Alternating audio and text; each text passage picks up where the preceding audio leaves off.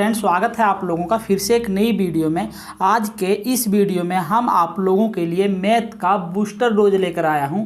क्या है booster dose, हम डिटेल्स में आप लोगों को समझाने वाले हैं। देखिए, आज का ये वीडियो बहुत ही इंपॉर्टेंट वीडियो है, क्योंकि आपका एग्ज़ाम 25 मार्च को होने वाला है। किसका? मैथ का। तो आज के इस वीडियो में हम आप लोगों को पूरा बुक रिवीजन करवाने वाले हैं तथा क्लास 10th के मैथ का जितना भी फार्मूला आता है, एक्सरसाइज 1.1 से लेकर 15.1 तक जितना भी फार्मूला बनता है, सभी फार्मूला को हम आप लोगों को इस वीडियो में बताने वाले हैं। इसलिए ये वीडियो आपके लिए सजीवन बूटी का काम करने वाला है।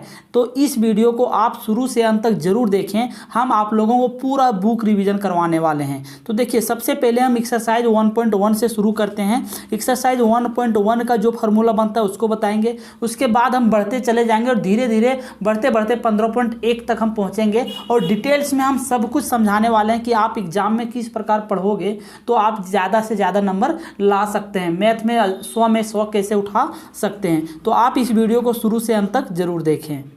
तो देखिए, एक्सरसाइज 1.1 में है यूक्लिड विभाजन परिमेय। तो यूक्लिड विभाजन परिमेय से आप लोगों को एक फार्मूला ये जरूर पूछेगा कि ए बराबर क्या होता है, बी क्यू प्लस आर। देखिए, ये जरूर पूछेगा आप लोगों को, तो ये बात आप जरूर ध्यान में रख लीजिएगा कि ए बराबर क्या लिखेंगे, बी क्यू प्लस आर होगा। इसी तरह करके इसका 4 ऑप्शन दिया रहेगा, अलग अलग दे देगा। जैसे ए बराबर दे देगा आप लोगों को बी आर प्लस क्यू, इसी तरह कर 4 बना देगा, लेकिन आपका सही ए होने वाला है, बी क्यू प्लस आर होने वाला है। तो यूक्लिड विभाजन परिमेय से यही एक फार्मूला बनता है। तो ये फार्मूला आप जरूर ध्यान में रख लीजिएगा। उसके बाद आगे बढ़ते हैं। आगे जैसे बढ़ते हैं तो देखिए, एक्सरसाइज 1.1 है। तो एक्सरसाइज 1.1 में क्या है, एचसीएफ ज्ञात करने के लिए बोलता है, यूक्लिड विभाजन एल्गोरिथम से। तो आप लोग ये पढ़ लिए होंगे कि एचसीएफ कैसे निकालेंगे। देखिए, एचसीएफ निकालना तो बहुत आसान है। हम आप लोगों को इसमें सिर्फ और सिर्फ बताने वाले हैं शॉर्ट में कि आप कैसे निकालोगे। देखिए, आपको एक फार्मूला ई भी ध्यान में रखना है, भाज्य बराबर भाजक गुने भागफल जोड़ शेषफल।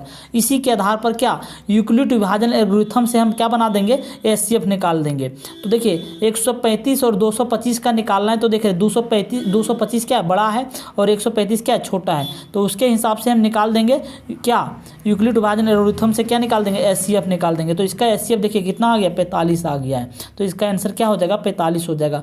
उसी प्रकार है 96 और 38 220 का है, तो इसी प्रकार उसका भी निकाल देंगे। लेकिन इसमें मेन फार्मूला यही है, भाज्य बराबर भाजक गुने भागफल जोड़ शेषफल। यूक्लिड विभाजन के एल्गोरिथम का प्रयोग करके भाज्य बराबर भाजक गुने भागफल जोड़ शेषफल के हिसाब से हम क्या करेंगे, इसका निकाल लेंगे। आगे बढ़ेंगे तो फिर आता है एक्सरसाइज 1.2। एक्सरसाइज 1.2 में क्या है, अभाज्य गुणनखंड से ज्ञात करना है। आप देखिए, 140 का अभाज्य गुणनखंड क्या है, 140 का तोड़ देंगे 2 गुने 2 गुने 5 गुने 7। देखिए, ये दो बार है तो 2 पे स्क्वायर इंटू 5 गुने 7, तो ये मेरा हो जाएगा क्या, आंसर हो जाएगा। तो ये आप लोग जान रहे होंगे आप लोग। तो आगे बढ़ते हैं। आगे बढ़ने के बाद देखिए, ये फिर आगे क्या है, एचसीएफ और एलसीएम। देखिए, एचसीएफ 26 और 91 का क्या निकालना है, एचसीएफ निकालना है, एलसीएम निकालना है। तो कैसे निकालेंगे, 26 को तोड़ेंगे तो 2 इंटू 13 और 91 को तोड़ेंगे तो 7 इंटू 13। तो जो दोनों में मिल रहा है वो एचसीएफ हो जाएगा, जो नहीं मिल रहा है वो क्या हो जाएगा, एलसीएम हो जाएगा। जो दोनों में मिल रहा है 13 तो एचसीएफ हो गया, जो नहीं मिला बाकी को गुना कर दें क्या हो गया, एचसीएफ हो गया। ये आप समझ गए होंगे। ये आगे बढ़ते हैं। फिर उसके बाद आप इस वाले जो चार्ट है, ये चार्ट है, आप इस चार्ट को जरूर ध्यान में रखिए। देखिए, इस चार्ट से आपका 1 और 2 क्वेश्चन जरूर आपको एग्जाम में देखने को मिलेगा। आप इसको कैसे ध्यान में रखोगे, देखिए इसका 3 प्रकार का है। फर्स्ट वाला ये देखिए, फर्स्ट वाला में क्या है, A1/A2 not equal to B1/B2। अगर A1/A2 रहा नॉट इक्वल टू B1/B2 रहा तो ये प्रतिच्छेद करती हुई रेखाएं होगा। क्या, प्रतिच्छेद करती हुई रेखाएं, और इसका केवल एक हल निकलेगा। क्या निकलेगा, केवल एक हल निकलेगा। तो A1/A2 B1/B2 प्रतिच्छेद करती हुई रेखाएं, केवल एक हल होगा। ये आप जरूर ध्यान में रखिएगा। और सेकेंड नंबर में क्या है, सेकेंड नंबर में है A1/A2 B1/B2 C1/C2 रहेगा। तो ये संपाती रेखाएं होगा। क्या होगा, संपाती रेखाएं होगा। और ये अपरिमित रूप से क्या होगा, अनेक हल होगा। संपाती रेखाएं होगा और अपरिमित रूप से अनेक हल होगा। और थर्ड नंबर क्या हो, थर्ड नंबर है कि A1/A2 B1/B2 not equal to C1/C2। तो होगा समांतर रेखाएं। क्या होगा, समांतर रेखाएं, और इसका कोई हल नहीं होने वाला है। देखिए, ये बहुत इंपॉर्टेंट है, जिसको हम बोल सकते हैं MBBI बोल सकते हैं। इससे ये 2 क्वेश्चन जरूर आपको एग्जाम में देखने के लिए मिलेगा। तो ये आप अच्छा से कर लीजिएगा। आगे बढ़ते हैं। आगे बढ़ते हैं तो देखिए एक्सरसाइज 1.4 पहुंचते हैं। इसमें देखिए शांत और अशांत, तो शांत अशांत का रूल हम समझा देते हैं। देखिए ये ऊपर वाले अंश नीचे वाले क्या हो गया, हर हो गया। अगर बार बार 2 आ रहा है, जब किसी को हर का भाज्य गुणनखंड करेंगे तो बार बार 2 आ, मतलब बार बार एक ही संख्या रिपीट करेगा तो 2 पे पावर m होगा, तो इसको हम शांत बोलेंगे। क्या बोलेंगे, शांत बोलेंगे। और 5 जो है बार बार, मतलब अगर 5 भी बार बार रिपीट कर रहा है तो भी शांत हो गया। और 2 भी बार बार रिपीट कर रहा है, 5 भी बार बार रिपीट कर रहा है, तो देखिए 2 पे पावर m और 5 पे पावर क्या n, ये भी क्या हो जाएगा, शांत हो जाएगा। तो ये बात आप समझ गए। उसके बाद देखिए अगर अलग अलग नंबर आ रहा है बार बार, अभाज्य गुणनखंड करने के बाद क्या आ रहा है, अलग अलग नंबर आ रहा है, तो अशांत आवर्ती हो जाएगा। क्या हो जाएगा, अशांत आवर्ती हो जाएगा। और देखिए 2 भी आ रहा है, 5 भी आ रहा है, 3 भी आ रहा है, 7 भी आ रहा है, तो ये भी मेरा क्या हो जाएगा, अशांत आवर्ती होगा। आप लोग ये समझ लीजिए कि अगर 2 5 आ तो फिर 2 आ तो ओनली फिर 5, अगर ये संख्या बार बार रिपीट करे तो शांत होगा, बाकी स्थिति में क्या हो जाएगा, अशांत हो जाएगा। तो ये आपको समझ में आ गया होगा। अगर आपको अभी भी कोई डाउट है तो आप मेरे प्लेलिस्ट में जाइएगा, वहाँ एक्सरसाइज 1.4 का डिटेल्स में हम वीडियो बनाए हैं, आप वहाँ जाके ज़रूर देख लीजिएगा। देखिए ये तो क्या 2 से विभाज्य करने का नियम है, 3 से विभाज्य करने का नियम है, ये तो हम डिटेल्स में आप लोगों को पढ़ा दिए हैं, तो ये आपको देखना नहीं है। उसके बाद आगे आ जाइए। उसके बाद क्या है, हाँ इधर देखिए ये बड़ा इंपॉर्टेंट है कि सिद्ध कीजिए कि निम्नलिखित संख्या अपरिमेय संख्या है। एक क्वेश्चन आपको जरूर देखने को मिलेगा कि सिद्ध करना है √5, बोलो √5 हो गया, तो √2 हो गया, कि बोलिए ये अपरिमेय संख्या कैसे है, आपको सिद्ध करना है। तो ये एक क्वेश्चन आप डिटेल्स में जरूर देख लीजिएगा, ये आपको एक ना एक एग्जाम में देखने को मिलेगा। देखिए लिखा है 1/2, मतलब 1/√2, क्या एक सिद्ध करने के लिए बोल रहा है कि यह अपरिमेय संख्या है। तो देखिए इसको हम सिद्ध करके यहाँ दिखाए हुए हैं कि हाँ ये क्या है, एक अपरिमेय संख्या है। उसी प्रकार देखिए 7√5 है, क्या ये भी पूछ रहा है कि एक परिमेय संख्या, मतलब अपरिमेय संख्या है, तो इसको सिद्ध करके हम बताए हुए हैं। आप इसका वीडियो नहीं देखे हैं डिटेल्स में तो जाके देख लीजिएगा, आपको बहुत बेहतरीन से समझ में आने वाला। देखिए वही क्वेश्चन आ गया, सिद्ध कीजिए कि √5 एक अपरिमेय संख्या। ये क्वेश्चन आपको जरूर एग्जाम में देखने के लिए मिल जाएगा, तो आप इसको जरूर देख लीजिएगा अच्छा से। उसके बाद आगे आ जाइए, आगे आते हैं तो देखिए एक्सरसाइज 4.1 आ जाइए। 4.1 में क्या है, 4.1 में आपको एक छांटने के लिए देगा द्विघात समीकरण। हम आप लोगों को ट्रिक से बता देते हैं कि 4 ऑप्शन दिया रहेगा, 4 ऑप्शन में एक ही ऑप्शन रहेगा जो द्विघात समीकरण रहेगा। तो आप कैसे पकड़ोगे, कौन, आप चारों ऑप्शन को अगर चेक करते रहोगे तो ज़्यादा समय लग जाएगा। तो आप ट्रिक के माध्यम से उसको कैसे पकड़ पाओगे कि कौन द्विघात समीकरण है। तो ये फर्स्ट नंबर वाला क्या द्विघात समीकरण है, क्यों है द्विघात समीकरण में देख लिए आप, ध्यान दीजिए। यहाँ एक स्क्वायर है तो ई ब्रैकेट में स्क्वायर है, तो देखिए एक्स स्क्वायर है तो ये एक्स स्क्वायर हो जाएगा। एक ही बार एक्स स्क्वायर आ रहा है, अगर जिसमें एक बार एक्स स्क्वायर आ जाए वो समझ लीजिए वो द्विघात होगा, और जिसमें 2 बार एक्स स्क्वायर आ जाए समझिए नहीं होगा, क्योंकि एक्स स्क्वायर से एक्स स्क्वायर क्या हो जाएगा, कट जाएगा। इसमें देखिए ये मेरा जो है सेकेंड नंबर जो है ये क्या है, एक्स स्क्वायर 2x, और इधर देख रहे हैं ये भी मेरा क्या होगा, ये भी मेरा एक द्विघात समीकरण होगा। लेकिन आप कहोगे थर्ड नंबर वाला, तो थर्ड नंबर द्विघात समीकरण नहीं होगा। क्यों नहीं होगा, देखिए x को x से गुना करेंगे तो एक्स स्क्वायर आ जाएगा, और यहाँ x को x से गुना करेंगे तो एक्स स्क्वायर आ जाएगा। तो ये भी नहीं होने वाला है, क्योंकि 2 बार एक्स स्क्वायर आ जाएगा तो एक एक्स स्क्वायर यहाँ, एक एक्स स्क्वायर यहाँ कट जाएगा, तो कट जाएगा तो द्विघात का जो एक्स स्क्वायर होता है वो कट जा रहा है, तो द्विघात बनेगा ही नहीं, तो नहीं बनेगा तो नहीं होगा। आप समझ गए होंगे। उसके बाद देखिए क्वेश्चन नंबर देखिए 4, देखिए 4 नंबर भी क्वेश्चन जो है ये भी नहीं होने वाला है द्विघात समीकरण। क्यों नहीं होने वाला है, देखिए यहाँ भी एक्स स्क्वायर है, यहाँ 2x है, 2x और एक्स स्क्वायर, 2x स्क्वायर हो गया, और यहाँ एक्स स्क्वायर, यहाँ x है, यहाँ भी x है, तो गुना करेंगे एक्स स्क्वायर, तो ये भी क्या होगा, नहीं होने वाला है। तो आप इस तरह से पकड़िएगा कि कौन द्विघात है कौन द्विघात नहीं है। आपको जो लगेगा, अगर उसके बाद भी किसी प्रकार का डाउट है तो जो 100% लगेगा ये होगा तो उसको सॉल्व करके देख लीजिएगा। अगर द्विघात आ रहा है तो आप क्या है, सही है वो क्वेश्चन। उसके बाद आ जाइए 4.1 हो गया। उसके बाद देखिए 4.3 में, देखिए 4.3 में क्या है, आपको एक क्वेश्चन ही जरूर पूछेगा, d = b² - 4ac। ये क्वेश्चन जरूर पूछेगा, बोलेगा मूल ज्ञात कीजिए आ तो विविध कर, क्या विविध कर। तो जैसे मूल और विविध कर का बात किया, आप d = b² - 4ac फार्मूला लगा दीजिएगा, आपका 100% बन जाएगा। ये आपको समझ में आ गया होगा। आगे बढ़ते हैं। आगे बढ़ने के बाद देखिए वही क्वेश्चन है, कैसे निकालना है इसको, तो ये आप लोग पढ़ा चुके हैं, हम डिटेल्स में भी नहीं बताएंगे दोबारा। उसके बाद देखिए उसके बाद आ जाइए यहाँ समांतर श्रेणी में। समांतर श्रेणी में क्या है, समांतर श्रेणी में आप लोगों को कुछ फार्मूला याद करना होगा। जैसे देखिए एक एपी है, ये एपी है 2, 7, 12 का 10वां पद ज्ञात कीजिए। तो इसमें प्रथम पद क्या हो गया 2 आ गया, दूसरा पद क्या हो गया 7 आ गया। डी निकालना है, डी निकालने के लिए क्या करना होगा A2 में A1 को घटाएंगे। तो A2 मेरा 7 है, A1 मेरा क्या है 2 है, 7 में 2 को घटा दिए 5 निकल गया। अब A10 निकालना है तो A + 9D, 10 निकालना रहेगा क्या लिखेंगे A + 9D। तो A + 9D लिखेंगे तो ये मेरा क्या 2 प्लस है तो प्लस 9 है तो 9 और डी है तो 9 × 5 = 45, 2 × 47 आ गया इसका आंसर। तो देखिए ये है। उसके बाद एक फार्मूला ई आपको ध्यान में जरूर रखना होगा, AN = A + 1, AN = A + n - 1 into क्या डी। ई फार्मूला को आप जरूर ध्यान में रखिएगा। यही फार्मूला से पूरा एक्सरसाइज 5.1 आपका और 5.2 सॉल्व हो जाने वाला है। और उसके बाद देखिए एक और फार्मूला ये आएगा SN वाला, SN वाला ये भी फार्मूला जरूर आपको ध्यान में रखना होगा। n/2 2a + n - 1 इंटू क्या डी, ये जरूर ध्यान में आप रख लीजिएगा।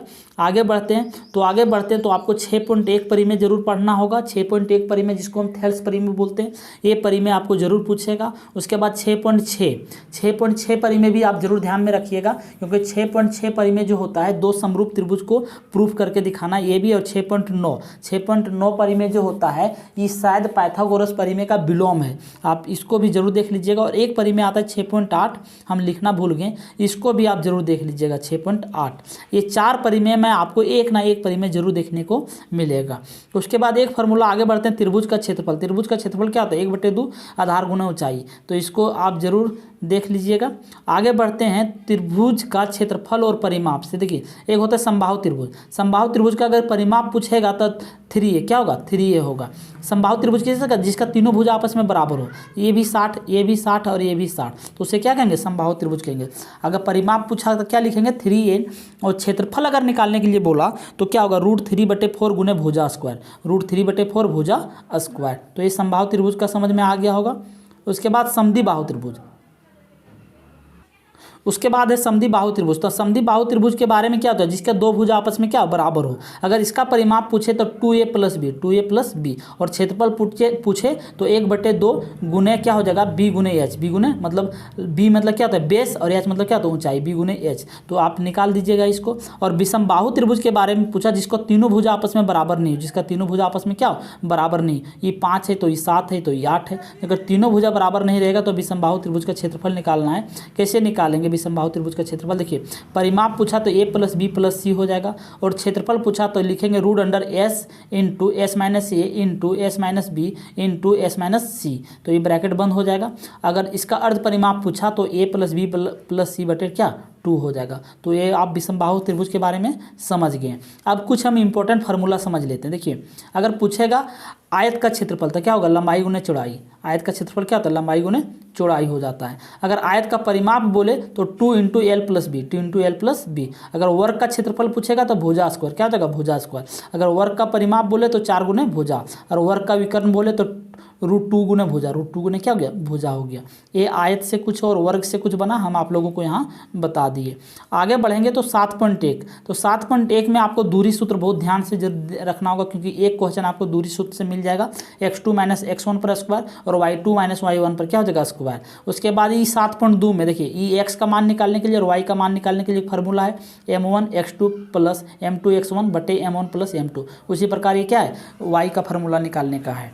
उसके बाद त्रिभुज का क्षेत्रफल 7.3 में त्रिभुज का क्षेत्रफल निकालने के लिए ये फार्मूला आपको जरूर ध्यान में रखना होगा। ये फार्मूला मतलब इससे एक क्वेश्चन जरूर एग्जाम में आएगा। तो अगर इसका अगर क्षेत्रफल निकालने के लिए कहेगा तो इस फार्मूला से आपका निकल जाएगा। उसके बाद आगे बढ़ते हैं तो देखिए उसके बाद हम आगे बढ़ते हैं तो एक्सरसाइज 8.1 आता है। तो 8.1 में आपको ये तो जरूर ध्यान में रखना होगा त्रिकोणमिति का परिचय, sin θ p/h को sin θ cos θ tan θ, बाकी सबका क्या होता है उल्टा होता है, बाकी सबका क्या होता है उल्टा होता है। sin का p/h तो cosec का हो जाएगा h/p हो जाता है, b cos का हो जाता है b/h तो sec का हो जाएगा h/b हो जाएगा, और tan का होता है p/b तो cot का होता है b/p। तो आपको ये जरूर ध्यान में रखना होगा। ये सभी जो है 8.1 का इंपॉर्टेंट फार्मूला है। उसके बाद देखिए हम उसी में थोड़ा आगे बढ़ेंगे तो त्रिकोणमिति का परिचय, ये पाइथागोरस परिमेय का जो रूल होता है कर्ण स्क्वायर बराबर लंब स्क्वायर जोड़ आधार स्क्वायर, ये आपको जरूर ध्यान में रखना होगा। और ये बाकी इनसे जो 3 फार्मूला बनता है ये आपको जरूर ध्यान में रखना होगा। h = p² + b², और p बराबर H square minus B square और b बराबर H square minus P square. इसको जरूर ध्यान में रखिएगा। बाकी आप लोगों को पता है कि 8.1 जो है पूरा समकोण त्रिभुज पर आधारित है, तो ये कर्ण हो जाएगा, ये लंब हो जाएगा, ये आधार हो जाएगा। यहाँ 90 डिग्री का कोण बना रहा है। आप थीटा यहाँ मानोगे तो ये मेरा p हो जाएगा, यहाँ थीटा मानोगे तो ये मेरा p हो जाएगा। तो ये आप समझ गए होंगे। अब एक्सरसाइज 8.2 पे चलते हैं। अब हम एक्सरसाइज 8.2 का कुछ इंपॉर्टेंट पार्ट को देखते हैं। देखिए एक्सरसाइज 8.2 पूरा इस पाई चार्ट पे आधारित है। अगर आप इस पाई चार्ट को नहीं समझ रहे हैं तो एक्सरसाइज 8.2 का एक भी क्वेश्चन नहीं बना सकते हैं। तो इस पाई चार्ट को समझना बहुत ज़रूरी है। देखिए क्या है, 0 degree, 30 degree, 45 degree, 60 degree, 90 degree. तो साइन 0 डिग्री का मान 0, 30 डिग्री का मान 1/2, 90 डिग्री 45 डिग्री का मान 1/√2, 60 डिग्री का मान √3/2 और 90 डिग्री का मान क्या होता है 1 होता है। इसी तरह से सभी का फार्मूला आपको जानना जरूरी है। अगर आप लोग इसे नहीं अभी भी याद नहीं रख पा रहे हो तो मेरा एक वीडियो है, आपका लिंक हम डाल देंगे डिस्क्रिप्शन बॉक्स में, तो प्ले लिस्ट में जाइएगा तो मिल जाएगा। एक वीडियो है, हम इसको ट्रिक के माध्यम से कैसे निकाल सकते हैं 2 मिनट में आप सीख जाओगे कि 2 मिनट में हम बहुत आसानी से निकाल लोगे। अगर याद नहीं हो रहा है तो आप उस वीडियो को जाके जरूर देख लीजिएगा। डिस्क्रिप्शन बॉक्स में हम लिंक डाल देंगे, लिख देंगे त्रिकोणमिति टेबल ट्रिक से, तो ये आप जाके जरूर देख लीजिएगा। अगर एक्सरसाइज 8.2 चैप्टर से एक भी क्वेश्चन छूटना नहीं चाहते हैं तो ये जरूर जाके देख लीजिएगा। उसके बाद आगे बढ़ेंगे तो एक्सरसाइज 8.3 का ये फार्मूला है। देखिए ये सभी फार्मूला भी बहुत इंपॉर्टेंट है, इसी से सब कुछ बनने वाला है। साइन 90 डिग्री माइनस ए बराबर क्या हो जाएगा कॉस ए, मतलब साइन 90 माइनस थीटा बराबर कॉस ए हो जाएगा। और कॉस 90 माइनस थीटा बराबर sine A, tan 90 minus theta बराबर cot A, cot 90 minus theta बराबर टेन ए। मतलब ये 3 याद रखिएगा, तो बाकी ये 3 इससे इसी का क्या होता है उल्टा हो जाता है। तो ये भी बहुत ज़रूरी है। उसके बाद आगे बढ़ते हैं। आगे बढ़ेंगे तो एक्सरसाइज 8.4 आ जाएंगे। एक्सरसाइज 8.4 में देखिए आपको ये बहुत ज़रूरी है। Sine square theta plus cos square theta बराबर क्या होता है 1 होता है। तो sine square theta cos square theta बराबर 1। बाकी इन्हीं से ये 2 फार्मूला निकाल दिए। देखिए साइन स्क्वायर थीटा बराबर 1 माइनस कॉस स्क्वायर थीटा और कॉस स्क्वायर थीटा बराबर 1 माइनस साइन स्क्वायर थीटा। उसी प्रकार एक और फार्मूला ये इंपॉर्टेंट है, sec square theta minus tan square theta, और इसी से हम 2 और निकाल दिए। देखिए इसी से 2 और निकल गया। उसी प्रकार cosec square theta minus cot square theta, इसी से 2 और फार्मूला हम निकाल दिए हैं। उसके बाद एक होता है यहाँ देखिए कॉट थीटा बराबर कॉस थीटा बटे साइन थीटा और टेन थीटा बराबर साइन थीटा बटे कॉस थीटा होता है। ये आप एक्सरसाइज 8.4 इससे बाहर और कोई भी फार्मूला आपको पढ़ने का ज़रूरत नहीं है। इससे आगे हम आप लोगों के सामने मेंसुरेशन का टोटल हम लगभग 30-35 फार्मूला लिए हुए हैं। ये सभी फार्मूला बहुत ही इंपॉर्टेंट है एग्जाम के पॉइंट ऑफ व्यू से। तो ये सभी फार्मूला को ध्यान से देख लीजिए कि वृत्त का क्षेत्रफल क्या होगा पाई आर स्क्वायर, वृत्त का परिधि 2 पाई आर, वृत्त का व्यास 2r और वृत्त का त्रिज्या d/2 मतलब व्यास बटे 2, त्रिज्यखंड का क्षेत्रफल पाई आर स्क्वायर थीटा बटे 360, घन का आयतन a क्यू, घन का कुल पृष्ठीय क्षेत्रफल 6l स्क्वायर, घनाभ का आयतन l गुने b गुने h। आगे बढ़ते हैं तो घनाभ का कुल पृष्ठीय क्षेत्रफल, तो घनाभ का कुल पृष्ठीय क्षेत्रफल बराबर क्या होता है 2 × LB BH और HL होता है। घनाभ का वक्र पृष्ठीय क्षेत्रफल 2h L प्लस B होता है। बेलन का वक्र पृष्ठीय क्षेत्रफल 2 पाई RH, बेलन का संपूर्ण पृष्ठीय क्षेत्रफल 2 पाई R प्लस H होता है। उसके बाद बेलन का आयतन पाई आर स्क्वायर H, शंकु का वक्र पृष्ठीय क्षेत्रफल पाई आर L और शंकु का आयतन 1/3 पाई आर स्क्वायर H होता है। उसके बाद आगे जब बढ़ोगे तो देखिए यहाँ क्या लिखा है शंकु का कुल पृष्ठीय क्षेत्रफल, तो शंकु का कुल पृष्ठीय क्षेत्रफल क्या होता है pi r L plus pi r square. मतलब देखिए शंकु का कुल पृष्ठीय क्षेत्रफल, तो शंकु इस तरह बनता है तो कुल पृष्ठीय क्षेत्रफल, तो पहले उसका क्या निकालेंगे बाहरी भाग निकालेंगे। उसके बाद देखिए यहाँ एक वृत्त बनता है शंकु में, तो वही लिखें जो इधर वाला हो गया वो हो गया पाई आर L और ये वृत्त का हो गया पाई आर स्क्वायर। इसको ऐसा बोल सकते हैं पाई आर L प्लस आर, क्योंकि पाई और पाई कॉमन ले लेंगे तो बच जाएगा L प्लस आर बच जाएगा। और शंकु का तिर्यक ऊंचाई हो जाएगा h square √h square minus R1 minus R2 पर क्या हो जाएगा स्क्वायर हो जाएगा। तो ये हो गया। बाकी और इसका देख लेते हैं। उसके बाद हम आगे बढ़ते हैं तो देखिए गोले का पृष्ठीय क्षेत्रफल तो क्या था 4 पाई आर स्क्वायर, ये आप जरूर ध्यान में रखिएगा। गोले का आयतन क्या होता है 4/3 पाई आर क्यू होता है। अर्धगोले का वक्र पृष्ठीय क्षेत्रफल क्या होता है 2 पाई आर स्क्वायर होता है। छिन्नक का वक्र पृष्ठीय क्षेत्रफल क्या होता है पाई L × R प्लस आर होता है। उसके बाद छिन्नक का आयतन अगर पूछ लिया जाए तो 1/3 पाई H बड़ा आर स्क्वायर प्लस छोटा आर स्क्वायर प्लस बड़ा आर गुने छोटा आर। उसके बाद आगे बढ़ेंगे तो छिन्नक का तिर्यक ऊंचाई, तो छिन्नक का तिर्यक ऊंचाई क्या होता है √h एच स्क्वायर प्लस बड़ा आर माइनस छोटा आर ब्रैकेट बंद पर क्या हो जाएगा स्क्वायर। तो ये हो गया पूरा मेंसुरेशन का जितना भी फार्मूला था हम आप लोगों को बता दिए। उसके बाद देखिए सांख्यिकी में आपको मैथ पूछेगा तो मैथ बराबर फार्मूला होता है सिग्मा एफ आई एक्स आई बटे सिग्मा एफ आई होता है, तो ये आप लोगों को पता होगा। बहुलक के बारे में आप लोगों को पता हो, बहुलक का फार्मूला क्या होता है। बहुलक का फार्मूला होता है कि L plus F one minus F zero bracket बंद रहेगा, फिर बटे है, फिर है 2f1 minus F zero minus F two गुने एच हो जाएगा। उसके बाद माध्य का फार्मूला क्या होता है, एल प्लस ब्रैकेट बंद एन माइनस टू एन बटे टू माइनस सी एफ मतलब संचय बारंबारता बटे एफ गुने एच होता है, तो ये होता है माध्यक का फार्मूला।